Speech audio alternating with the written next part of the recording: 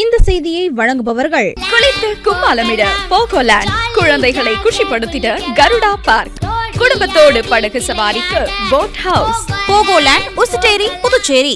புதுச்சேரியில் நாளுக்கு நாள் அதிகரித்து வரும் வெயில் தாக்கம் காரணமாக ஞாயிற்றுக்கிழமை மற்றும் செயல்படும் வார சந்தையான சண்டே மார்க்கெட்டில் வாடிக்கையாளர் கூட்டமின்றி வெறிச்சோடி காணப்பட்டதால் வியாபாரிகள் பெரிதும் பாதிக்கப்பட்டுள்ளனர்.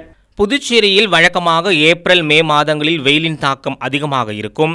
ஆனால் இந்த ஆண்டு கடந்த பிப்ரவரி மாதத்திலிருந்தே வெயில் வாட்டி வதிக்க தொடங்கிவிட்டது.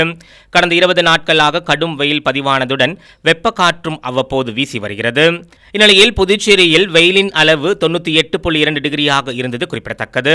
கடும் அனல் வீசும் அக்னி நட்சத்திரம் மே 4ஆம் தேதி துவங்கி 29ஆம் தேதி வரை இருக்கும் என்றும், அக்னிவெயில் துவங்குவதற்கு முன்பே கடும் வெயில் வாட்டி வதைப்பதால் பகல் நேரங்களில் மக்கள் வீட்டிற்குள்ளே முடங்கி கிடக்கின்றனர். இந்நிலையில் புதுச்சேரியில் பிரசித்தி பெற்ற ஞாயிற்றுக்கிழமை மட்டும் செயல்படும் வார சந்தையான சண்டே மார்க்கெட்டில் வெயிலின் தாக்கம் காரணமாக வாடிக்கையாளர்கள் கூட்டமின்றி கடைகள் வெறிச்சோடி காணப்பட்டது.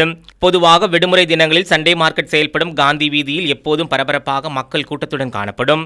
அந்த வகையில் புதுச்சேரியில் வெயிலின் தாக்கம் நாளுக்கு நாள் அதிகரித்து வருவதால் பொதுமக்கள் வீட்டுக்குள்ளேயே முடங்கியுள்ளனர். இதன் காரணமாக சண்டே மார்க்கெட்டில் வியாபாரமின்றி வியாபாரிகள் பாதிக்கப்பட்டுள்ளனர்.